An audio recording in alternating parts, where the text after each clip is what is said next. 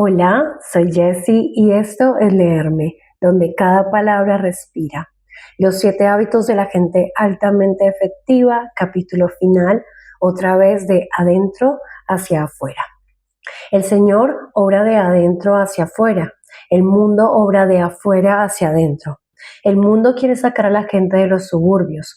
Cristo saca los suburbios del interior de la gente y después ésta sale por sí misma de los suburbios. El mundo quiere moldear a los hombres cambiando su ambiente. Cristo cambia a los hombres que después cambian su ambiente. El mundo quiere conformar la conducta humana, pero Cristo puede cambiar la naturaleza humana. Ezra Taft Benson. Me gustaría narrar una anécdota personal que a mi juicio contiene la esencia de este libro. Confío en que el lector entrará en contacto con los principios subyacentes del relato. Hace algunos años me tomé mi año sabático en la universidad en la que enseñaba para poder escribir y con toda la familia me fui a vivir a Laie, en la costa norte de Oahu, Hawái. Poco después de instalarnos, desarrollamos una vida de rutina y trabajo no solo muy productiva, sino también extremadamente agradable. Después de correr por la playa por la mañana temprano, enviábamos a 2 de nuestros hijos a la escuela, descalzos y en shorts. Yo me iba a un edificio próximo a los cañaverales. Allí tenía una oficina para escribir. Todo era muy silencioso, hermoso, sereno, sin llamadas telefónicas, reuniones ni compromisos apremiantes. Junto al edificio de mi oficina había una universidad y un día, mientras yo recorría al azar las pilas de libros de la biblioteca de esa universidad, tropecé con un volumen que atrajo mi atención.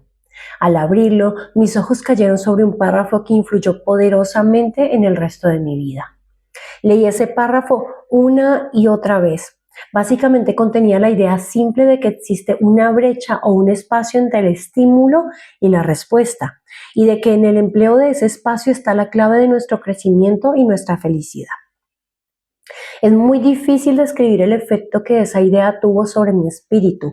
Aunque yo me había nutrido con la filosofía de la propia determinación, el modo en que la idea estaba formulada, una brecha entre el estímulo y la respuesta, me golpeó con una fuerza casi increíble. Fue como verla por primera vez, como una revolución interior, una idea cuyo tiempo ha llegado.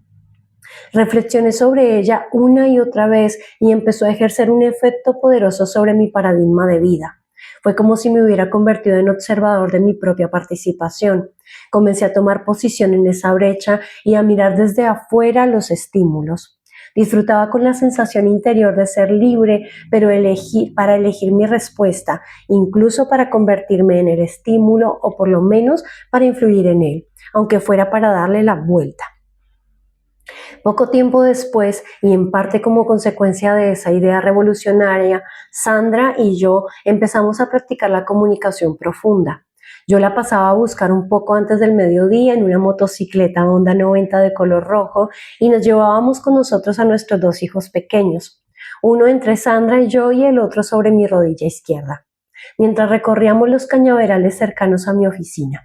Lo hacíamos lentamente durante más o menos una hora que dedicábamos a hablar. Los niños iban mirando hacia adelante al camino y no hacían ruido. Raras veces veíamos otro vehículo y la moto era tan silenciosa que nos oíamos sin esfuerzo. Por lo general, terminábamos en una playa aislada donde aparcábamos la Honda y caminábamos unos 200 metros hasta un lugar solitario en donde tomábamos un almuerzo campestre. La playa de arena y un río de agua dulce que corría por la isla absorbían totalmente la atención de los niños, de modo que Sandra y yo podíamos seguir hablando sin interrupciones. Tal vez no se necesite demasiada imaginación para darse cuenta del nivel de comprensión y confianza que pudimos alcanzar pasando 2 horas al día todos los días durante un año en una situación de comunicación profunda. Al principio del año hablábamos sobre temas interesantes de todo tipo: personas, acontecimientos, ideas, los chicos, lo que yo escribía, nuestra familia, planes futuros, entre otros. Pero poco a poco nuestra comunicación fue profundizándose y empezamos a conversar cada vez más sobre nuestro mundo interno, sobre nuestra educación, nuestros guiones, nuestros sentimientos y sobre las dudas acerca de nosotros mismos. Mientras estábamos profundamente sumergidos en estas comunicaciones, también las observábamos y nos observábamos a nosotros mismos en ellas. Empezamos a usar ese espacio entre el estímulo y la respuesta de modos nuevos e interesantes que nos llevaban a pensar sobre cómo estábamos programados y sobre el modo en que esos programas daban forma a nuestra visión del mundo. Iniciamos una aventura de exploración de nuestros mundos interiores y descubrimos que era algo más estimulante, fascinante, absorbente, inexcusable y que estaba más lleno de descubrimientos y comprensiones que ninguna otra cosa que hubiéramos conocido en el mundo exterior. Pero no todo era luz y dulzura. Ocasionalmente tocábamos algún nervio en carne viva y teníamos algunas experiencias dolorosas, embarazosas, autorreveladoras, experiencias que a cada uno lo volvían extremadamente abierto y vulnerable al otro. Y sin embargo, descubrimos que durante años habíamos querido entrar en esas zonas. Al penetrar en las cuestiones más profundas y sensibles y emerger de ellas, de algún modo nos sentíamos curados. Desde el principio nos brindamos recíprocamente tanto apoyo y ayuda, tanto aliento y empatía, que nutrimos y facilitamos esos descubrimientos interiores. Gradualmente desplegamos 2 reglas generales tácitas. La primera era no sondear. En cuanto llegábamos a las capas internas de vulnerabilidad, no hacíamos preguntas, nos limitábamos a la empatía. El sondeo resultaba sencillamente demasiado agresivo, también demasiado controlador y demasiado lógico. Estábamos recorriendo un territorio nuevo y difícil, atemorizador e inseguro, y ello despertaba miedos y dudas. Queríamos ir cada vez más lejos, pero aprendimos a respetar la necesidad de permitir que el otro se abriera según las pautas de su propio ritmo. La segunda regla general era que cuando experimentábamos demasiado dolor, simplemente interrumpíamos la conversación de ese día. Al siguiente la retomábamos en el punto en que la habíamos dejado o aguardábamos hasta que aquel de nosotros que había hablado se sintiera dispuesto a continuar. Reteníamos los hilos sueltos con el propósito de abordarlos más adelante. Contábamos con el tiempo y el ambiente que conducían a ellos y nos entusiasmaba observar nuestro compromiso y madurar en nuestro matrimonio. Simplemente sabíamos que tarde o temprano cogeríamos esos hilos sueltos y de algún modo acabaríamos de tejer la trama. La parte más difícil y finalmente la más fructífera de este tipo de comunicación surgía cuando tocábamos mi vulnerabilidad y la vulnerabilidad de Sandra. Entonces, por el hecho de sentirnos tan implicados subjetivamente, encontrábamos que el espacio entre el estímulo y la respuesta había desaparecido. Emergían algunos sentimientos negativos, pero nuestro deseo profundo y nuestro acuerdo implícito era prepararnos para retomar la cuestión donde la habíamos dejado y atravesar esos sentimientos hasta superarlos. Uno de esos momentos difíciles tuvo que ver con una tendencia básica de mi personalidad. Mi padre era un individuo muy reservado, muy controlado y cuidadoso. Mi madre era y es muy pública, muy abierta, muy espontánea. Encuentro en mí las dos tendencias y cuando me siento inseguro tiendo a volverme reservado como mi padre. Vivo dentro de mí y lo observo todo poniéndome a salvo. Sandra se parece más a mi madre. Es sociable, auténtica y espontánea. A lo largo de los años hemos pasado por muchas experiencias en las que, a mi juicio, su apertura era exagerada y a ella le parecía que mi represión era perjudicial desde el punto de vista social y para mí como individuo porque me hacía insensible a los sentimientos de los otros. Todo esto y mucho más emergía durante aquellas profundas reuniones. Aprendí a valorar la comprensión y la sabiduría de Sandra y el modo en que me ayudaba a ser más abierto, comunicativo, sensible y sociable. Uno de esos momentos difíciles tuvo que ver con lo que yo percibía como una fijación neurótica de Sandra que me fastidió durante años. Sandra parecía estar obsesionada con los electrodomésticos Frigidaire, lo que a mí me resultaba absolutamente incomprensible. Ni siquiera quería pensar en otra marca. Incluso en el inicio de nuestro matrimonio, con un presupuesto muy ajustado, ella insistía en ir en coche a la gran ciudad, que estaba a 80 kilómetros, para comprar estos utensilios que en aquel entonces no se conseguían en nuestra pequeña ciudad universitaria. Esto me molestaba considerablemente. Por fortuna, la situación aparecía solo cuando teníamos que hacer esas compras. Pero cuando surgía, hacía sonar la alarma. Yo me sentía mal y recurría a mi conducta reservada disfuncional. Supongo que pensaba que el único modo que tenía de afrontar la cuestión consistía en no afrontarla en lo absoluto. En otras palabras, sentía que perdía el control y decía cosas que no debía decir. A veces cometía un desliz y expresaba algo negativo. Después tenía que retroceder y disculparme. Lo que más me fastidiaba no era que le gustara la marca Frigidaire, sino que insistiera en manifestaciones que yo consideraba totalmente ilógicas e insostenibles para defender Frigidaire sin ninguna base. Si ella hubiera aceptado que su reacción era irracional y puramente emocional, creo que yo habría podido controlar la situación. Pero el hecho de que pretendiera justificarla me molestaba tanto que ni podíamos hablar sobre el tema. El año sabático empezó en septiembre y en diciembre ya nos comunicábamos con profundidad. Yo sabía que se acercaba el momento de hablar sobre la obsesión Frigidaire. El momento no llegó hasta comienzos de la primavera, pero nuestra comunicación anterior nos habría preparado para él.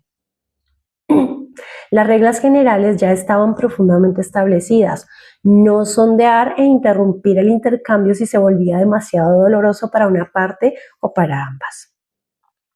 Nunca olvidaré el día en que hablamos abiertamente sobre el tema. Esa vez terminamos en la playa, seguimos recorriendo los cañaverales, tal vez porque no queríamos mirarnos a los ojos.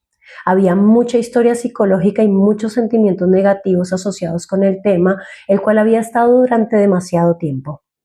Nunca había sido tan crítico como para amenazar la relación, pero cuando uno trata de cultivar una unión hermosa, todo lo que pueda romperla es importante. Sandra y yo nos quedamos sorprendidos por lo que aprendimos en la interacción. Fue verdaderamente sinérgica. Era como si ella, casi por primera vez, comprendiera la razón de su denominada obsesión. Empezó a hablar sobre su padre, acerca de cómo él había trabajado durante años como profesor de historia en una escuela media y debido a que el dinero no les alcanzaba, entró en el negocio de los electrodomésticos. Durante una recesión económica había experimentado serias dificultades y lo que le salvó fue el hecho de que Frigidaire siguiera vendiéndole con financiación. Sandra tenía con su padre una relación profunda y afectuosa. Al final de sus agotadores días, el padre volvía al hogar y se tendía en el sofá. Sandra le masajeaba los pies y cantaba para él. Eran momentos hermosos que disfrutaban juntos casi todos los días y lo hicieron durante años. Él también hablaba y elaboraba sus preocupaciones comerciales y comentaba con Sandra su profunda gratitud por la financiación que le otorgaba Frigidaire para que él pudiera superar aquellos tiempos difíciles. Esa comunicación entre padre e hija se había producido de modo espontáneo en los momentos oportunos cuando tiene lugar el tipo más poderoso de programación. En esos momentos de relaz, la guardia está baja y en la mente subconsciente queda sembrado profundamente todo tipo de imágenes y pensamientos. Tal vez Sandra lo olvidó todo acerca de esto hasta encontrar la seguridad de ese año de comunicación entre nosotros, cuando el recuerdo surgió también de modo natural y espontáneo.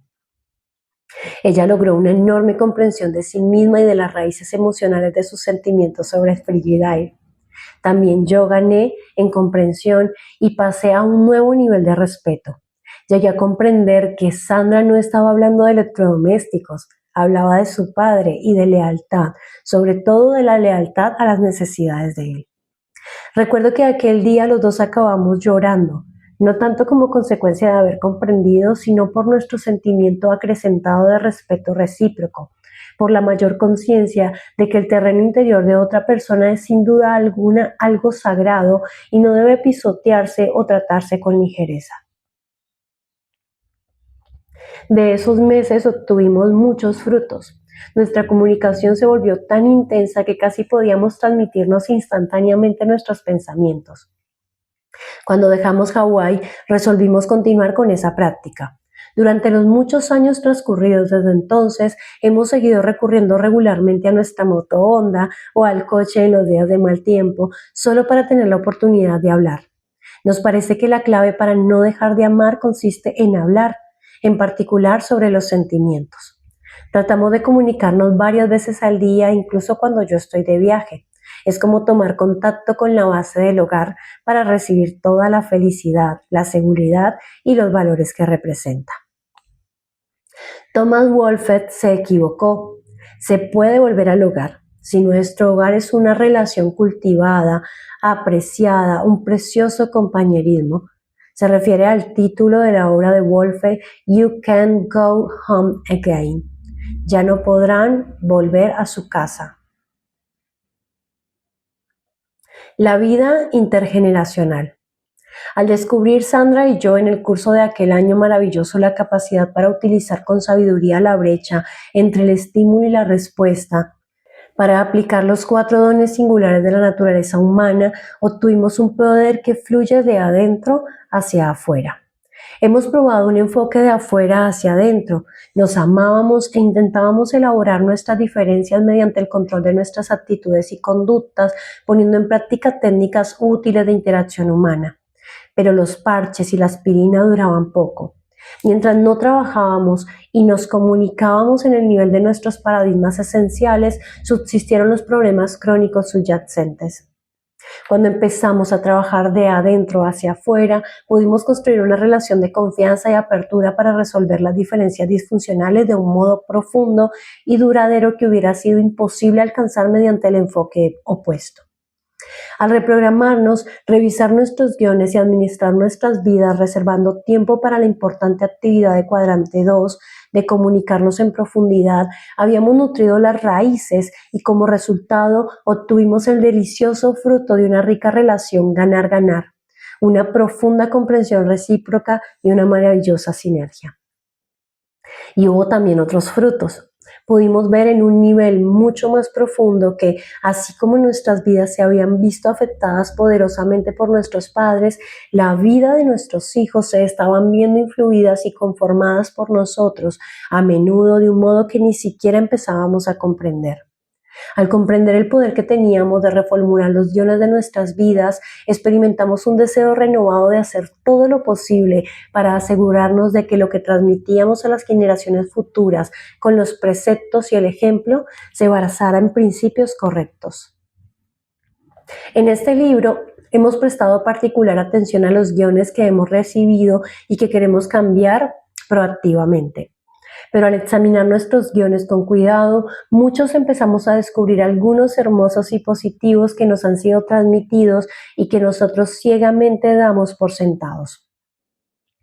Una autoconciencia real nos ayuda a apreciar esos guiones y a quienes nos han precedido y educado en una vida basada en principios, reflejando para nosotros no solo lo que somos, sino también aquello en lo que podemos convertirnos. En una familia intergeneracional fuerte hay un poder trascendente. Una familia efectivamente interdependiente de hijos, padres, abuelos, tíos, tías y primos puede representar una fuerza poderosa para ayudar a las personas a saber quiénes son, de dónde vienen y qué representan. Para los niños es magnífico poder identificarse con la tribu, sentir que muchas personas los conocen y se preocupan por ellos, aunque esas personas vivan en distintos puntos del país. Y ello puede representar un beneficio enorme mientras se construye la familia. Si uno de sus hijos tiene dificultades y no se relaciona realmente con usted en un momento determinado de su vida, tal vez pueda relacionarse con su hermano o hermana de usted, convertidos en padre o madre sustitutos, mentores o héroes por un cierto periodo de tiempo. Los abuelos que demuestran un gran interés por sus nietos se cuentan entre las personas más preciosas de la tierra. Pueden ser un maravilloso espejo social positivo. Mi madre es así. Incluso ahora, cerca de los 90 años, siente un profundo interés personal por cada uno de sus descendientes. Nos escribe cartas afectuosas. Hace días yo leía una de ellas volando en avión mientras las lágrimas rodaban por mis mejillas. Podría llamarla esta noche y sé lo que me diría. Stephen, quiero que sepas lo mucho que te quiero y lo maravilloso que eres. Ella recurre constantemente a la reafirmación. Una familia intergeneracional fuerte es potencialmente el conjunto de relaciones interdependientes más fructífero, gratificador y satisfactorio. Muchas personas sienten la importancia de esas relaciones. Piénsese en cómo nos fascinó Raíces hace algunos años. Todos tenemos raíces y capacidad para rastrearlas, para identificar a nuestros antepasados. La motivación más alta y poderosa para hacerlo no es solo por nosotros mismos, sino por nuestra posteridad, la posteridad de toda la humanidad. Y como alguien lo ha dicho, solo hay dos legados duraderos que podemos dejar a nuestros hijos. Uno son las raíces, el otro alas. Convirtiéndose en una persona de transición. Entre otras cosas, creo que darles alas a nuestros hijos y a otros significa concederles la libertad de elevarse por encima de los guiones negativos recibidos. Creo que significa convertirse en lo que mi amigo y asociado, el Dr. Terry Warner, denomina una persona de transición. En lugar de transferir esos guiones a la próxima generación, podemos cambiarlos y podemos hacerlo de un modo tal que en el proceso se construyan relaciones.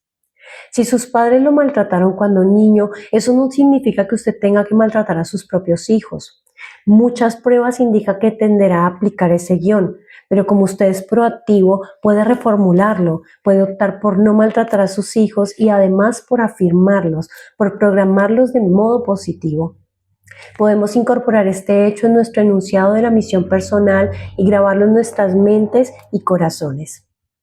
Podemos visualizarlo viviendo en armonía con ese enunciado de la misión en la victoria privada cotidiana. Se pueden dar pasos para amar y perdonar a los padres y si todavía viven, establecer con ellos una relación positiva tratando de comprender. Cualquier tendencia que en su familia se haya transmitido de generación en generación puede detenerse en usted. Usted es una persona de transición, un vínculo entre el pasado y el futuro, y su propio cambio puede afectar a muchas vidas más adelante. Una poderosa persona de transición del siglo XX, Anwar el-Sadat, nos ha dejado como parte de su legado una profunda comprensión de la naturaleza del cambio. Sadat se encontró entre un pasado que había creado un alto muro de sospechas, miedo, odio e incomprensiones, separando a árabes e israelíes, y un futuro en el que parecían inevitables los conflictos y el aislamiento. Los esfuerzos tendentes a negociar habían encontrado objeciones en todos los niveles, desde el de las formalidades y los puntos de procedimiento hasta una insignificante coma o punto y aparte en el borrador de los acuerdos propuestos. Mientras que otros intentaban resolver la tensa situación arrancando las hojas, Sadat se basó en su anterior experiencia de concentración en una celda aislada y se aplicó a trabajar sobre las raíces. Al hacerlo, cambió el curso de la historia para millones de personas. Dice en su autobiografía: fue entonces cuando me concentré casi inconscientemente en la fuerza interior que había desarrollado en la celda 54 de la prisión central de El Cairo, una fuerza, llámesele talento o capacidad para el cambio. Encontré que afrontaba una situación altamente compleja y no podía esperar cambiarla hasta que me hubiera armado de la necesaria capacidad psicológica e intelectual. Mi contemplación de la vida y la naturaleza humana de ese lugar de encierro me había enseñado que quien no puede cambiar la trama misma de sus pensamientos nunca podrá cambiar la realidad y por lo tanto no hará ningún progreso. El cambio real procede de adentro hacia afuera. No se consigue cortando las hojas de las actitudes y la conducta con las técnicas rápidas de la ética de la personalidad. Se logra actuando sobre las raíces, la trama de nuestros pensamientos, los paradigmas fundamentales y esenciales que definen nuestro carácter y crean las lentes a través de las cuales vemos el mundo. En palabras de Amiel. La verdad moral puede concebirse intelectualmente. Uno puede experimentar sentimientos respecto de ella, puede querer vivirla, pero incluso aunque la hayamos penetrado y poseído de todos esos modos, esa verdad moral puede seguir escapándosenos. A mayor profundidad que la conciencia está nuestro ser en sí, nuestra verdadera sustancia, nuestra naturaleza. Solo las verdades que han entrado en esta última región, que se han convertido en nosotros mismos, se vuelven tan espontáneas e involuntarias como voluntarias, tan inconscientes como conscientes y son realmente nuestra vida, es decir, algo más que una propiedad. Mientras podamos distinguir cualquier espacio entre la verdad y nosotros mismos, estaremos fuera de ella. El pensamiento, el sentimiento, el deseo o la conciencia de la vida no son del todo vida. De modo que la meta de la vida es convertirse en divino. Solo entonces puede decirse que la verdad es nuestra, más allá de toda posibilidad de pérdida. Ya no está fuera de nosotros ni en cierto sentido dentro de nosotros, sino que nosotros somos ella y ella es nosotros. El logro de la unidad con nosotros mismos, con nuestros seres queridos, con nuestros amigos y compañeros de trabajo es el fruto superior y más delicioso de los 7 hábitos. La mayoría de nosotros hemos probado ese fruto de la verdadera unidad de vez en cuando en el pasado, como también hemos degustado el fruto amargo y desolado de la desunión y sabemos lo preciosa y frágil que es la unidad. Es obvio que construir un carácter de integridad total y vivir una vida de amor y servicio que cree tal unidad no es algo fácil, no es un arreglo rápido, pero es posible. Comienza con el deseo de centrar nuestras vidas en principios correctos, de romper con los paradigmas creados por otros centros e irrumpir en las zonas cómodas de los hábitos inconvenientes. A veces cometemos errores y nos sentimos torpes, pero si empezamos con la victoria privada cotidiana y trabajamos de adentro hacia afuera, los resultados aparecerán con total seguridad. Cuando plantamos la semilla, la nutrimos con paciencia y arrancamos las malezas nocivas, empezamos a sentir la alegría del crecimiento real y finalmente degustamos los frutos incomparablemente deliciosos de una vida congruente y efectiva. Una vez más, citaré a Emerson. Lo que hacemos persistentemente se vuelve más fácil. No es que la naturaleza de la tarea cambie, sino que aumenta nuestra capacidad para realizarla. Al centrar nuestras vidas en principios correctos y crear un objetivo equilibrado entre el hacer y el aumentar nuestra capacidad para hacer, adquirimos el poder de crear vidas efectivas, útiles y pacíficas para nosotros y nuestra posteridad. Una nota personal. Al concluir este libro, me gustaría compartir mi propia convicción personal acerca de lo que yo creo que es la fuente de los principios correctos. Creo que los principios correctos son leyes naturales y que el Creador, Dios, es su fuente, su encarnación perfecta y su total expresión. Creo que en la medida en que las personas vivan siguiendo su conciencia moral educada, crecerán para realizar sus naturalezas. En la medida en que no lo hagan, no se elevarán por encima del plano animal. Creo que hay partes de la naturaleza humana que no pueden alcanzarse con la legislación o la educación. Para abordarlas se necesita el poder del Señor. Creo que como seres humanos no podemos perfeccionarnos. En la medida en que seamos coherentes con los principios correctos, dentro de nuestra naturaleza se desencadenarán dones divinos que nos perfeccionarán. En palabras de Teilhard de Chardin, no somos seres humanos que tienen una experiencia espiritual, somos seres espirituales que tienen una experiencia humana. Personalmente, estoy en lucha con muchas de las flaquezas que he señalado en este libro, pero la lucha vale la pena y en ella me realizo. Da sentido a mi vida y me capacita para amar, servir y tratar de hacer felices a los otros. Una vez más, T.S. Eliot expresa bellamente mi propio descubrimiento y mi propia convicción. No debemos dejar de explorar y al final de nuestras exploraciones llegaremos al lugar de que partimos y lo conoceremos por primera vez. Si llegaste hasta aquí, quiero decirte que leímos un libro juntos en 18 días. Te agradezco por acompañarme y te espero en el siguiente capítulo. Chao, gracias.